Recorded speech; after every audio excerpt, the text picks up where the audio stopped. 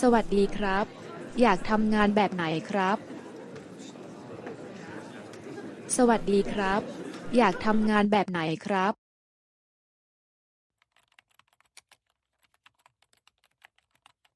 อยากเป็นหมอนางพยาบาลหรือครูคะอยากเป็นหมอนางพยาบาลหรือครูคะฉันอยากจะเป็นหมอค่ะฉันอยากจะเป็นหมอค่ะแล้วคุณล่ะอยากจะเป็นอะไรแล้วคุณล่ะอยากจะเป็นอะไรผมอยากเป็นตำรวจครับ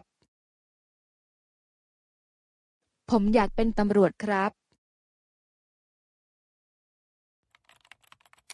นี่นามบัตรของผมติดต่อมารับข้อมูลเพิ่มนะครับนี่นามบัตรของผมติดต่อมารับข้อมูลเพิ่มนะครับ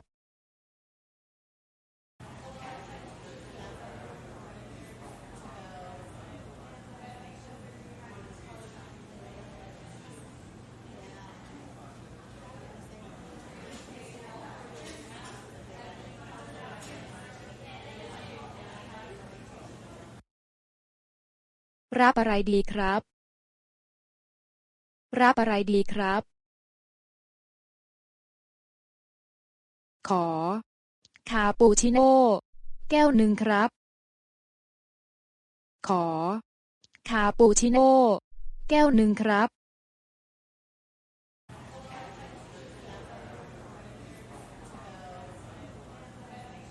ขอโทษครับคุณทำงานที่ไหนครับขอโทษครับคุณทำงานที่ไหนครับฉันทำงานเป็นทนายความค่ะออฟฟิศอยู่ที่สีลมค่ะฉันทำงานเป็นทนายความค่ะออฟฟิศอยู่ที่สีลมค่ะแล้วคุณทำงานอะไรคะแล้วคุณทำงานอะไรคะผมทำธุรกิจส่วนตัวครับผมทำธุรกิจส่วนตัวครับ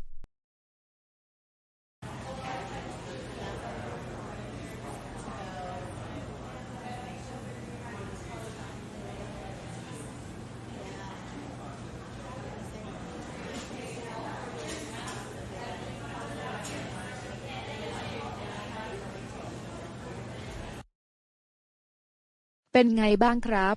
งานยุ่งหรือครับเป็นไงบ้างครับงานยุ่งหรือครับ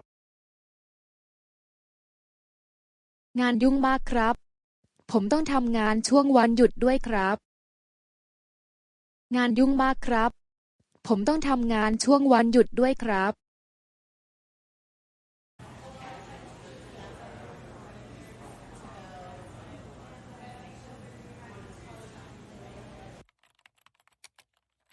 คุณทำงานอะไรครับคุณทำงานอะไรครับผมทำงานเป็นวิศวกรครับผมทำงานเป็นวิศวกรครับยินดีที่ได้รู้จักครับยินดีที่ได้รู้จักเช่นกันโชคดีครับ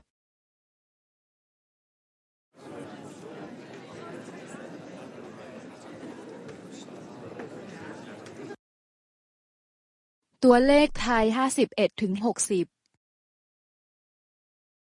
ตัวเลขไทย51 ถึง 605151525253535454 55 55 56 56 57 57 58 58 59 59 60 60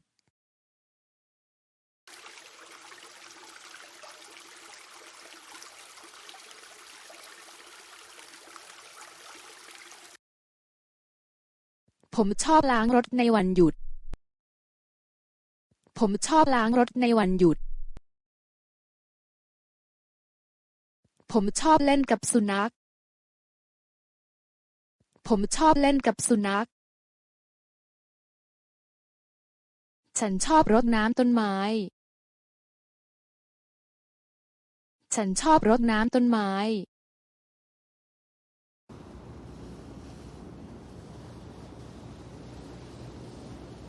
ฉันชอบทำความสะอาดบ้านฉันชอบทำความสะอาดบ้าน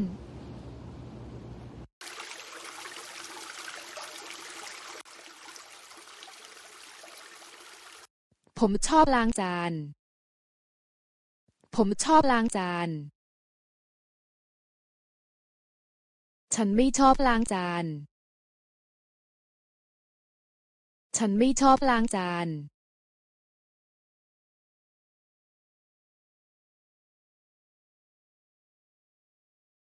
ผมชอบไปดูหนังและชอบกินป๊อปคอร์นผมชอบไปดูหนังและชอบกินป๊อปคอร์น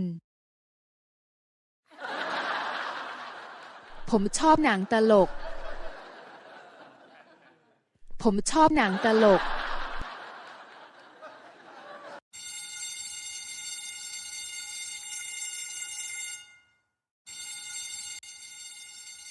ผมชอบขี่จักรยานมาโรงเรียน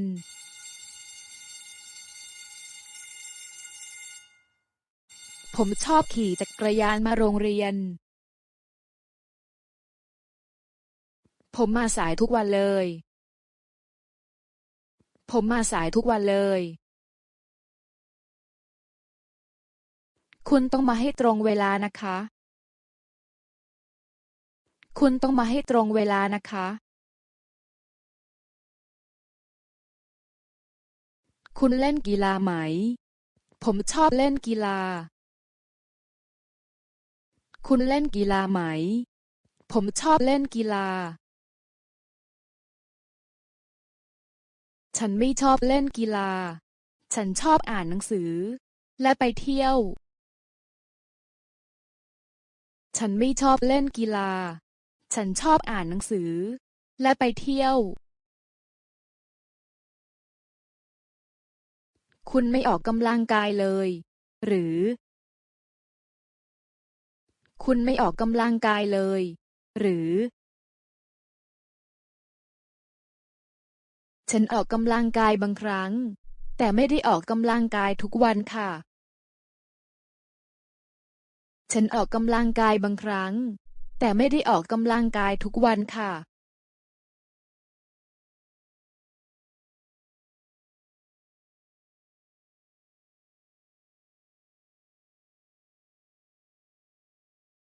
พวกเราชอบเล่น basketball